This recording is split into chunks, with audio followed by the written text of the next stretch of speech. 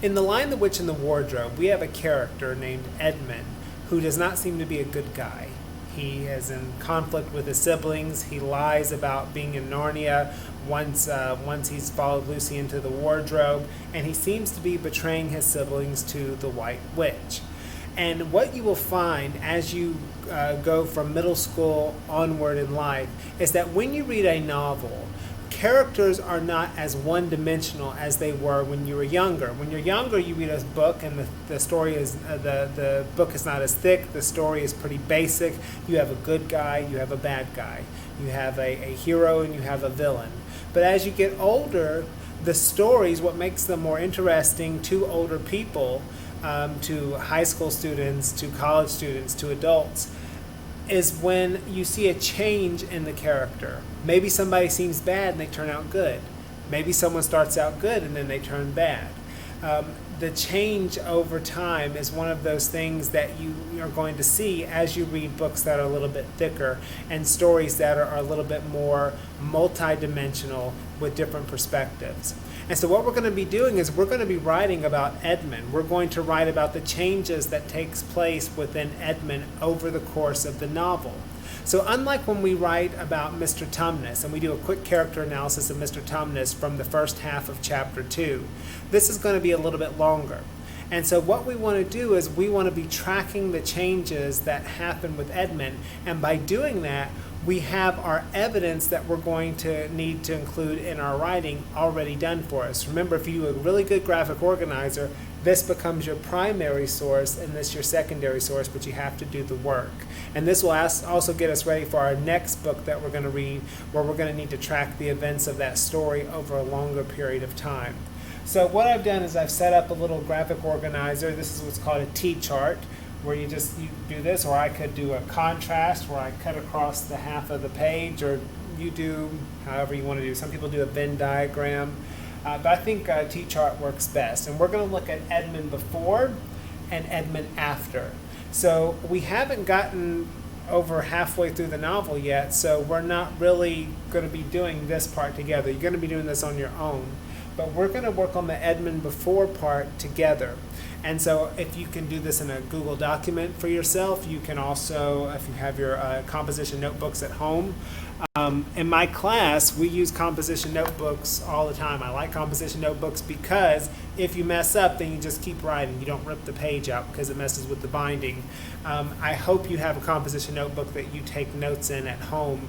It's not just about the computer, but if you find the computer works best for you, you can do that. But right now would be a really good time to, if you have your notebook, to follow along and do a T-chart in your notebook. Okay, so what we're going to do is we're going to look at things that we know about Edmund up to where we've stopped in the story. So I'm going to go to the beginning. And since I'm telling you how to do this, and we're going to kind of stop at some point, and you're going to continue, this will be something that you need to start doing to keep up with the changes that happens with Edmund. Okay, so we don't hear a lot from Edmund in chapter 1, but we hear a little bit. And if you remember, we actually did an analysis of Edmund earlier when we were learning about text-based evidence. So one thing I might say is Edmund, and we're going to go in order. You don't want to skip around. It's good to have your text in your notebook, or in my case, my whiteboard, or your Google document, and you just kind of go through. So we're going to start at the beginning. Edmund gets into fights with his siblings. And then I'm going to just put quote, because this is for my text-based evidence, where he says, "Oh, come off it." And I'm going to do ... And here's what I'm going to do, because I'm taking notes. I'm being quick here. I'm going to put the page number in case I need to go back to get the full quote later. Page 2. Okay. Not much from Edmund there. Not much from Edmund, not anything from Edmund or any of the other siblings besides Lucy in chapter 2. So I'm going to chapter 3.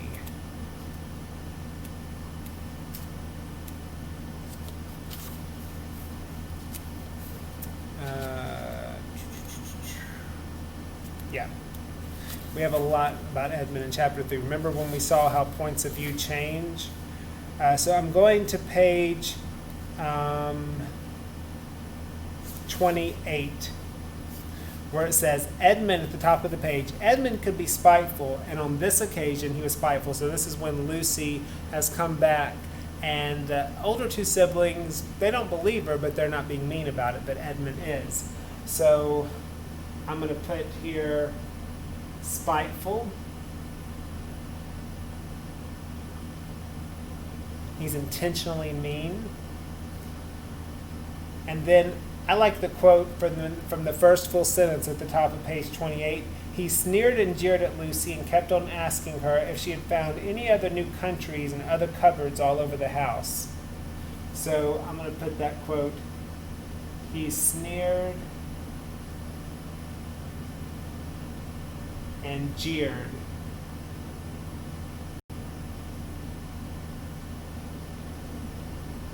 at Lucy. I'm going to stop my quote there. All right, and so this evidence proves how he's spiteful. He's sneering and jeering at Lucy. Okay. In chapter 3, he follows Lucy into the wardrobe, and he's intentionally trying to mess with her. If you remember,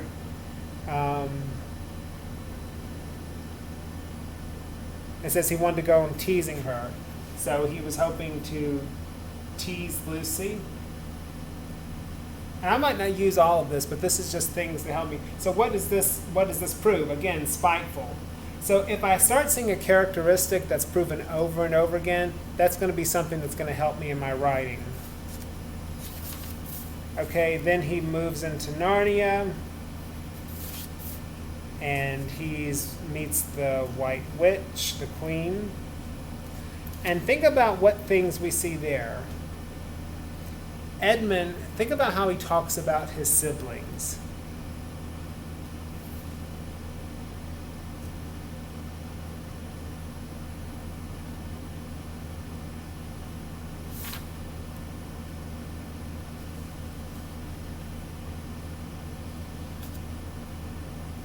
On page 41, he says, there's nothing special about them. And anyway, I could always bring them to another time.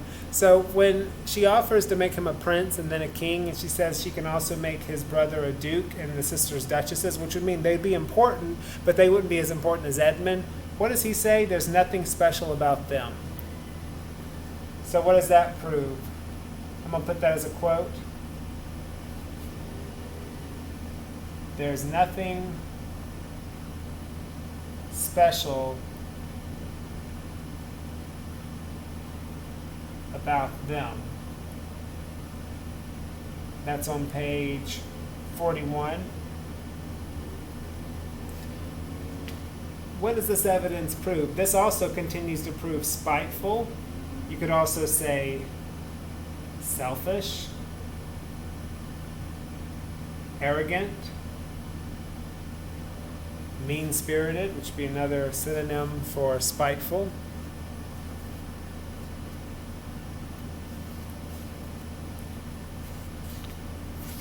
Okay, go to chapter 5. When now Lucy and Edmund have both been to Narnia. Oh, actually, wait, sorry. Into chapter 4. When Lucy meets Edmund in Narnia, and she's all excited. On page 44, Lucy's really excited. She thinks this is going to be great. And then it says at the bottom of 44, but Edmund secretly thought that it would not be as good fun for him as for her. He would have to admit that Lucy had been right before all the others, and he sure felt the others would all be on the side of the fawns and the animals, but he was already more than half on the side of the witch. So right there, this lets us know, page 44, Edmund is more on the side of the witch. What does the witch represent? If there are two sides, just more on the side of the witch versus the fawns and the animals. There's two sides. What side would the witch represent? Evil. Edmund is on the side of evil.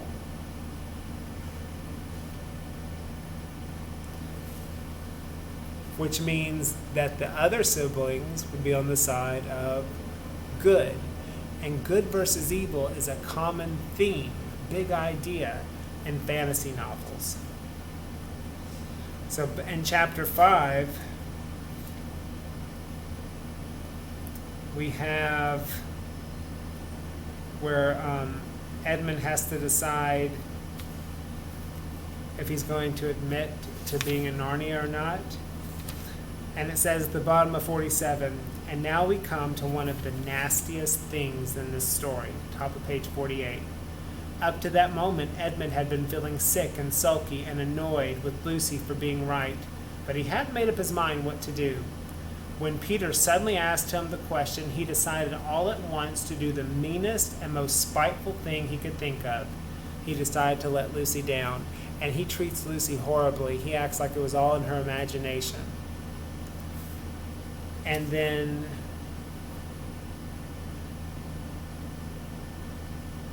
on page 49, you get a little background information.